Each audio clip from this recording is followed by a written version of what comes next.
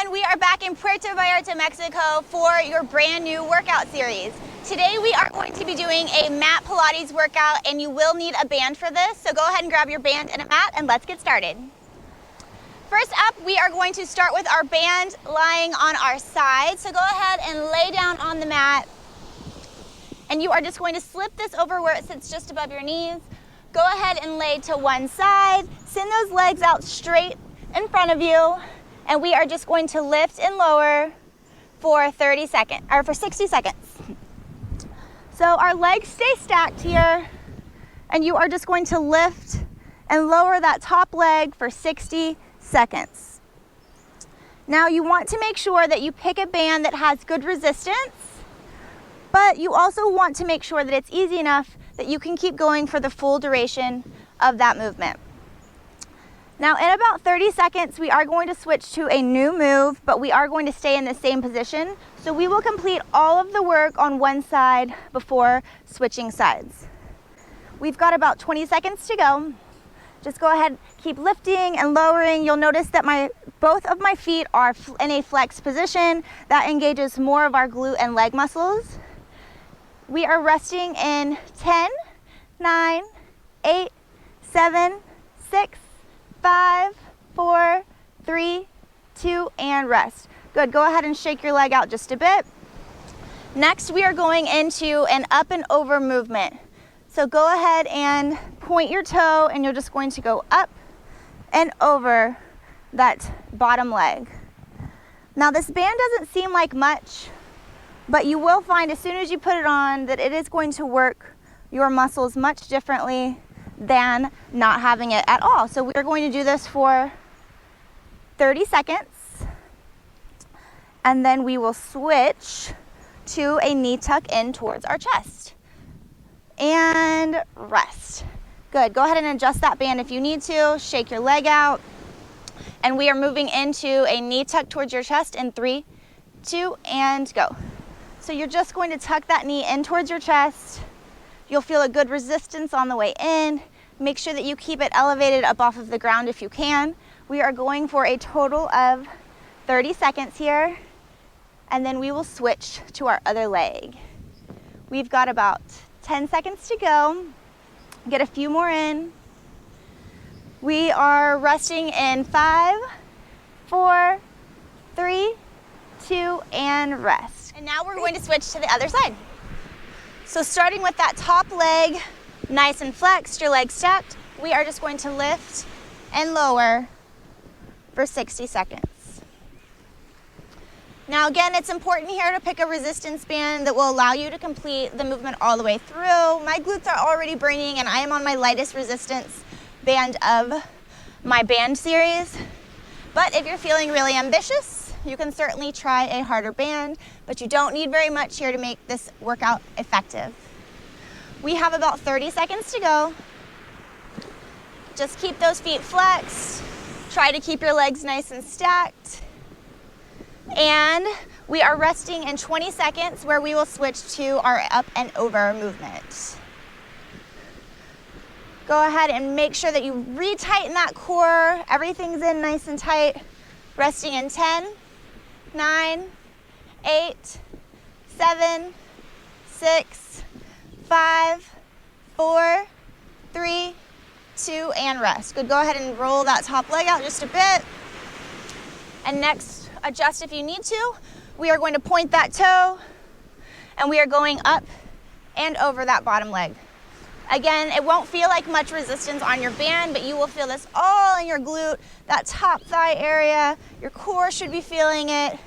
Both legs are working here.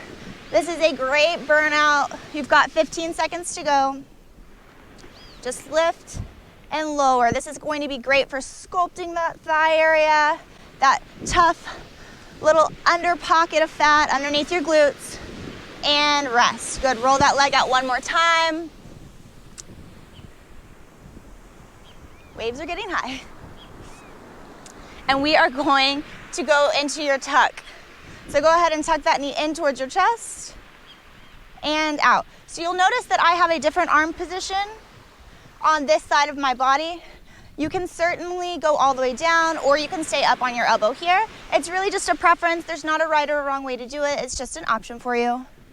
We have about 10 seconds left. Get a few more in. Resting in 5, 4, 3, 2, and rest. Next, we have our upper body series, so let's head back down to the mat. First, we are going to be starting with a plank variation. You guys know I love my planks. And we are going to be completing this movement for a total of 30 seconds. So go ahead and jump into that movement, right into your plank, and go. So starting in a forearm plank, you're just going to send one arm out in front of you at a time. This is a great way to really elevate the core part, the core work of this plank. Because we're extending our arm away from our body, we're really creating a lot of work in our core as we move through this movement. We're resting in 3, 2, and rest. Next up, we are going into push-ups. We are going to be doing this movement for a total of 30 seconds, so go ahead and start into that push-up movement. We are only moving for 30 seconds, so try to get in as many as you can. If you need that modified option, you can certainly drop down to your knees if you need to. Just make sure you keep that body nice and long, a nice long line between your shoulders and your hips. We are going for another 5 seconds, resting in 3, 2, and rest. Next, we're going back into that plank movement, but we will be sending our arms out to the side instead. So go ahead and hop up into that plank. And next, we are sending our arms out to the side. Again, this is a great way to create a little more dynamic work in the core and in the shoulders as we shift our weight from side to side. Some key movements here. You want to make sure that you keep your hips as square to the ground as possible. We're going for 10 more seconds. Resting in 5, 4, 3, 2, and rest.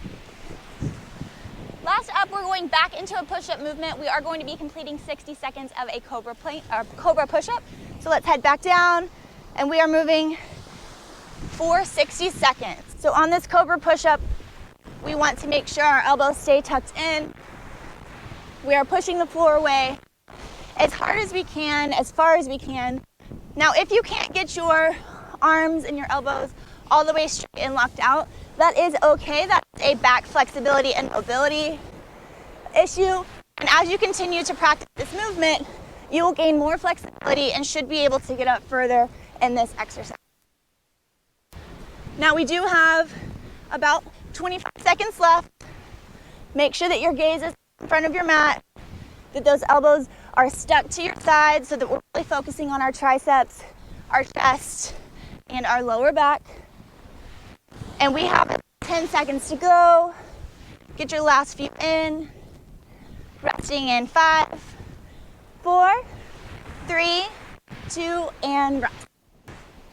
Last up, we have our core series, so let's head down to the mat. We are just going to be doing a really quick round of bicycle crunches. Because we had all of those push-ups and those planks in there, we don't need a ton of core work because we're already getting some in. So let's head down to the mat. Starting on our backs, we are just going to go right into that bicycle crunch. We are going to move for 60 seconds in 3, 2, and go. We are just sending our opposite knee in towards our opposite elbow, meeting in the middle, keeping our core nice and tight.